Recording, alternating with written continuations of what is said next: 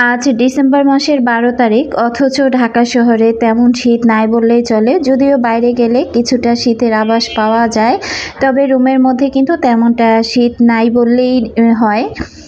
আসসালামু আলাইকুম, সবাইকে শুভ সকাল জানাচ্ছি। মিষ্টি একটা রোদ আর আমার ছোট্ট বারান্দা বাগান থেকে। কেমন আছেন আপনারা সবাই? দেখেন আমার পুর্তলিকা ফুলগুলোর কি অবস্থা, একেবারে ঝাঁকড়া হয়ে গিয়েছে।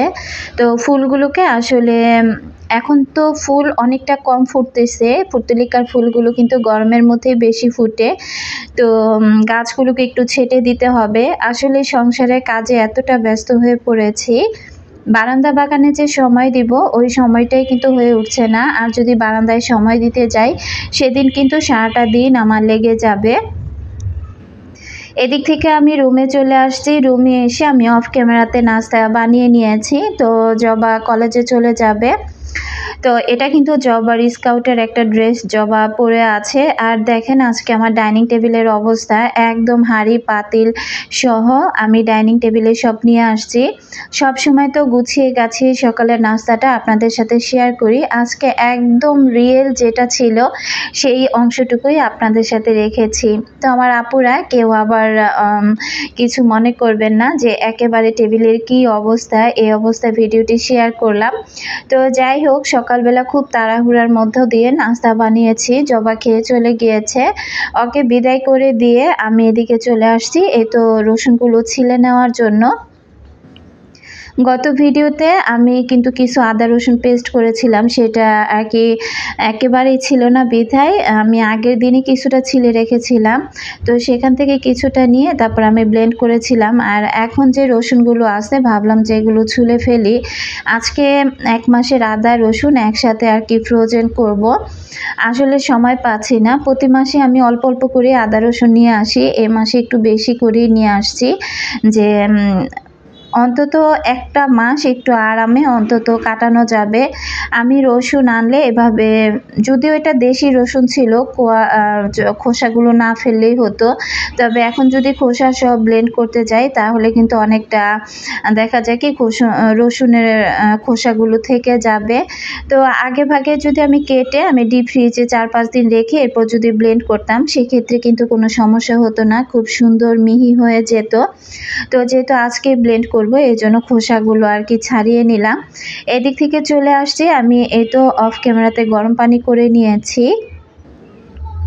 তো আজকে আমি আমার পরার যে কাঁথাগুলো আছে, তো 3টা কাঁথাই এখানে আমি ধুয়ে দিব। আজকে যেহেতু বাইরে খুব সুন্দর রোদ উঠেছে আর কড়া রোদে কাপড় চোপড় শুকাতেও কিন্তু বেশ মজা।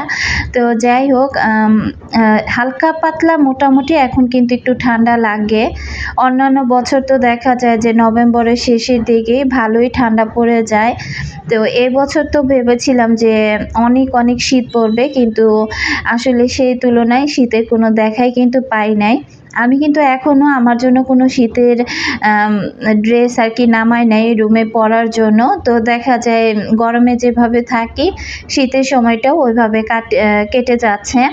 তো চিন্তা করলাম, বড় মেয়েটা বারবার বলতেছিল যে আম্মু একটা কম্বল নামিয়ে দিও। তো আমি বললাম যে আচ্ছা ঠিক আছে, সময় সুযোগ করে কম্বলগুলো আমি তোমাদেরকে নামিয়ে দিব। তো তার আগে কাঁথাগুলো ধুয়ে ফেলি।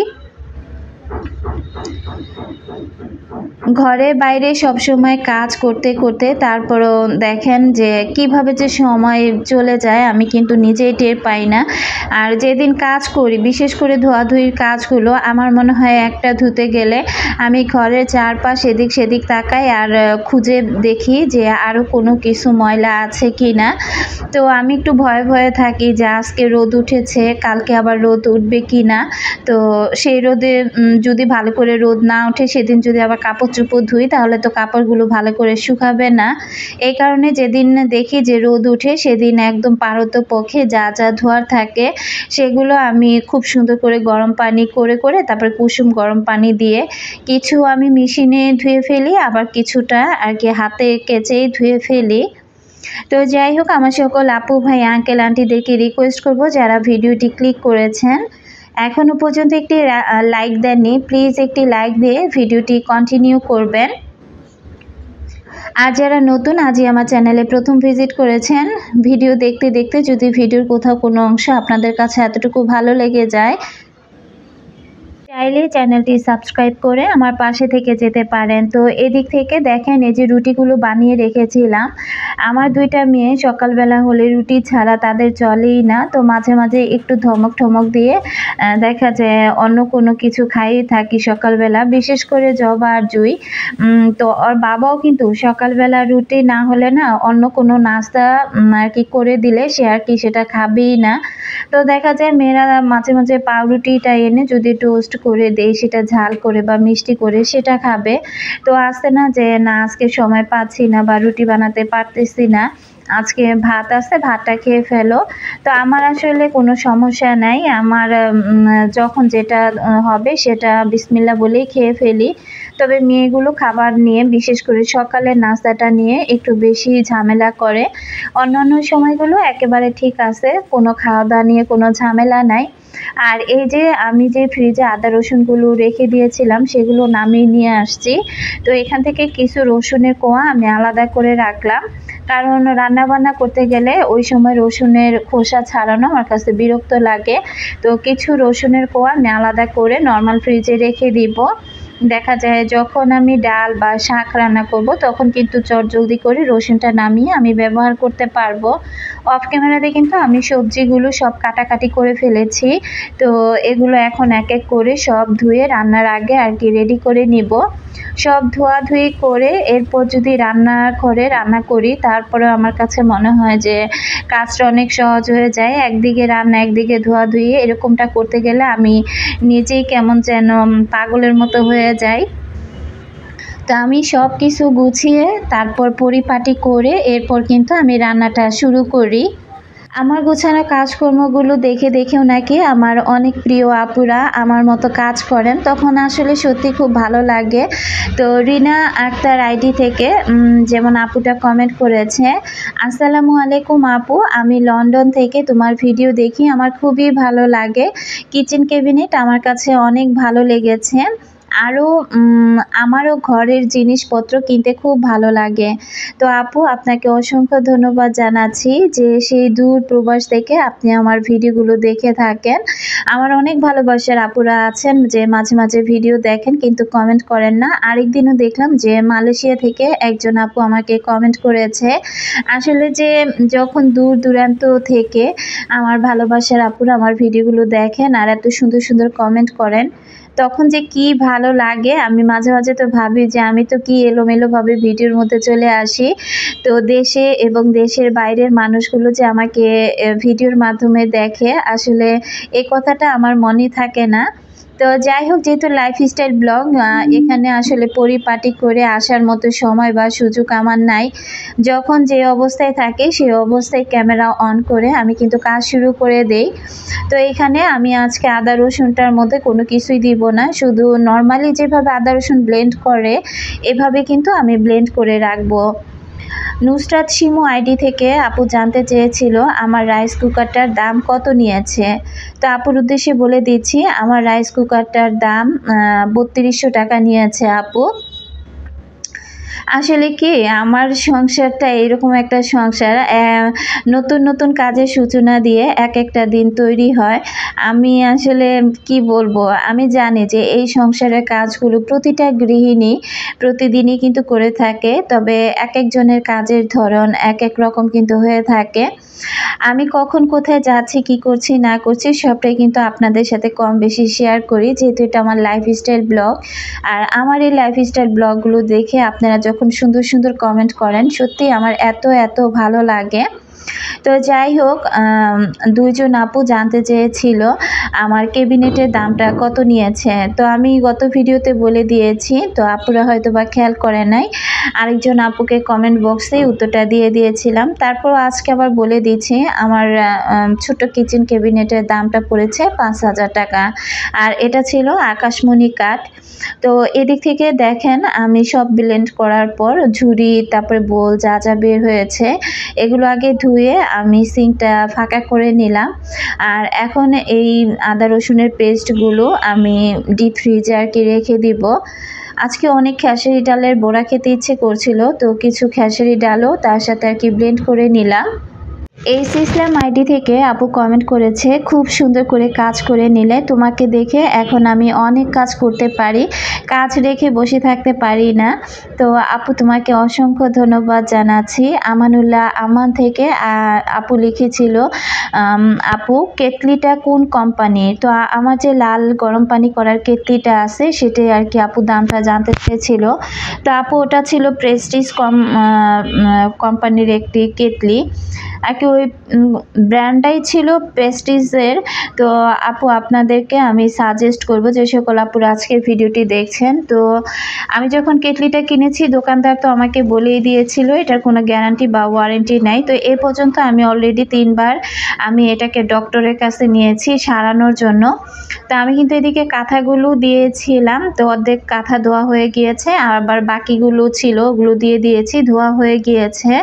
এখন ছাদে চলে যাব, সবজি ভাজিটা যেহেতু বসিয়ে দিয়েছি, তো ছাদে আর কি এখন কাপড় চোপড়গুলো মেলে দিয়ে আসব। না হলে দেখা যায় যে রান্না করে ছাদে গেলে ওই সময় আবার রোদটা চলে যাবে। তো এই কেটলিটা না আসলে কেউ কিনবেন না, আসলে এই কেটলিটার অনেক সমস্যা। 2 দিন পর পরই এটা নষ্ট হয়ে যায়, আর 2 দিন পর পরই এটা আমার ঠিক করতে হয়। আসলে ওই যে বলে না যে চাকচিক্য দেখে কোনো জিনিস কখনো কিনতে হয় না। তো আমি না এটার কালারটার প্রেমে পড়ে গিয়েছিলাম, কালারটাও ভালো লেগেছিল, তাই আর কি কিনে নিয়েছিলাম। তো ভেবেছিলাম যে যাই হোক ইলেকট্রিক জিনিস, এটা হয়তো ভাগ্যের উপরে নির্ভর করবে। আমি এত জিনিস একা হাতে কিনেছি, কখনো এরকম নষ্ট হয় নাই। এটাকে আমি যতবার ডক্টরের কাছে আর কি নিয়ে গিয়েছি, তো পরবর্তীতে মনে হলো, বা ওই যে দোকানে আমি ঠিক করতে দিয়েছি সেও আর কি বললো যে আমি যেন কিয়াম ব্র্যান্ডের একটা গরম পানির কেটলি আর কি কিনে নেই। তো ভাইয়ার একটা পরিচিত দোকান আছে, সেই দোকানের নামটাও সে আমাকে বলে দিয়েছে। তো এখন তো আর কেটলি কিনবো না, তো দেখি এটা আরও কিছুদিন চালাতে থাকে, যদি দেখি ঘন ঘন এরকম নষ্ট হতেই থাকে তাহলে কি আর করা, তখন তো নিরুপায় হয়ে একটা কেটলি আমাকে কিনতেই হবে। তবে আমি সাজেস্ট করব যদি কিনেন ভালো কোম্পানির, প্রেস্টিজের না, অন্য যে কোনো একটা কোম্পানির একটা ভালো ব্র্যান্ডের কেটলি একটা আপনারা কিনে নেবেন। তো আজকে কিন্তু ছাদের ওয়েদারটা এত সুন্দর ছিল, এত রোদ, তার সাথে রোদটাও কিন্তু খুব মিষ্টি একটা রোদ ছিল, গায়ে লাগতেছিল, ভালোই লাগতেছিল, তবে বাতাসের পরিমাণটা অনেক বেশি ছিল। তো আমার কাছে এত ভালো লাগছিল, ইচ্ছে করছিল যে ছাদে অনেকটা সময় কাটাই।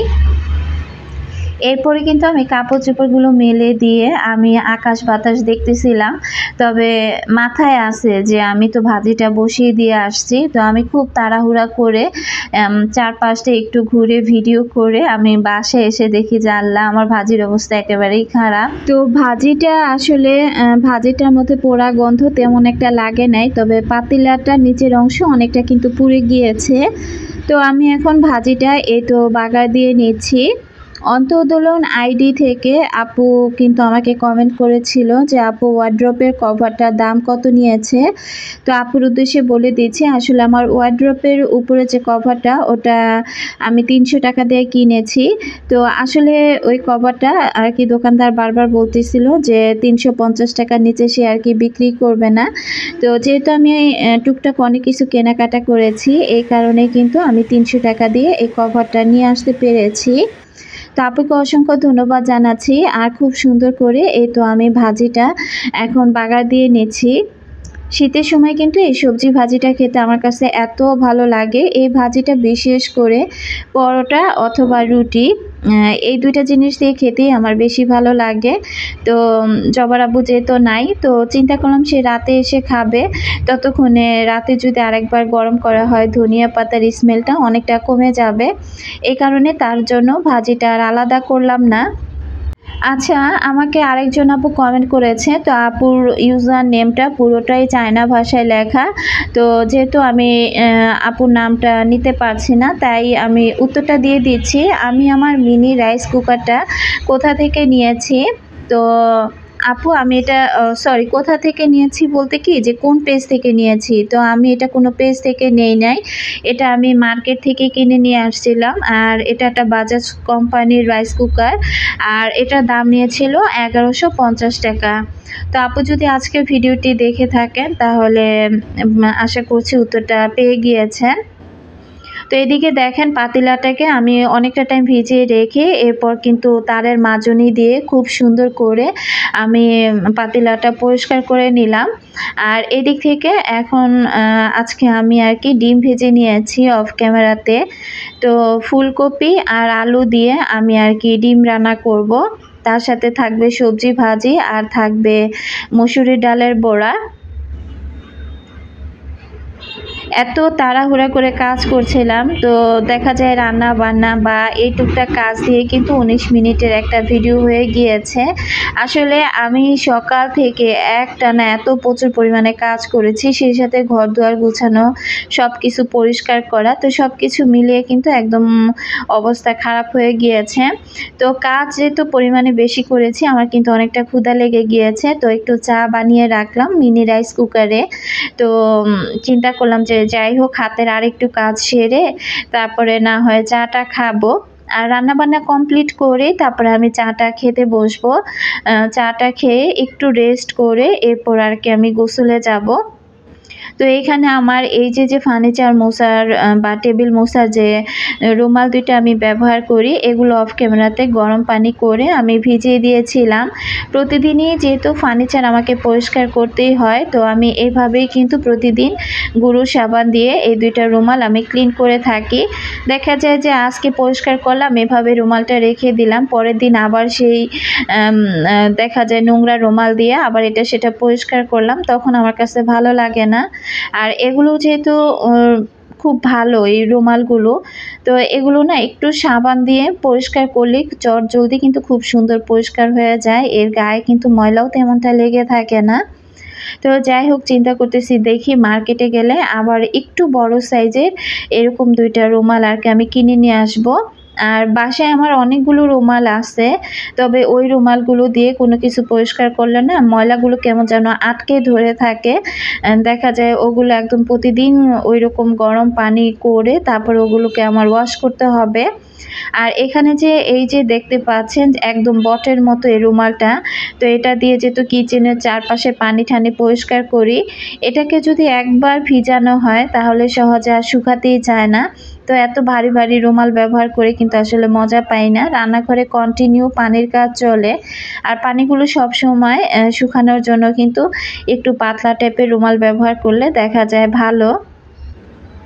তো যাই হোক আমি কিন্তু রান্নার পাশাপাশি এই যে রুমালগুলো আমি গরম পানি দিয়ে ধুয়ে ক্লিন করে ফেললাম। পরিষ্কার পরিচ্ছন্নতা ইমানের অঙ্গ, এটা আমরা সবাই জানি। তো আসলে আমার সংসারের মনে হয় যে ভাঙা একটা জিনিসও যদি থাকে, সেটাকে যদি মেজে ঘষে পরিষ্কার করা যায় তাহলে কিন্তু সেই জিনিসটা দেখতেও ভালো লাগে, চোখেরও শান্তি আবার মনেরও শান্তি।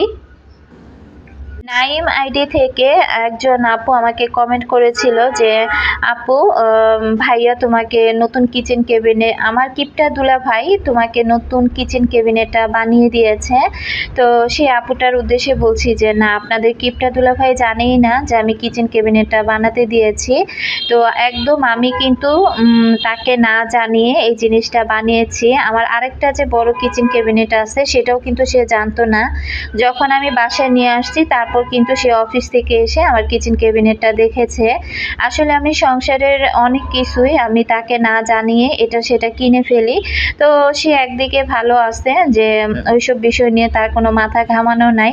সংসারের জিনিস একটা সময় সে আর কি যখন করতাম তখন সে পছন্দ করতো না, তবে এখন কোনো কিছু দেখা যায় যদি আমি পছন্দ করি বা আমার যদি ইচ্ছে হয় যে এই জিনিসটা আমি করব, তাকে যদি বলি তাহলে হয়তো বা সে একটু সময় নেবে।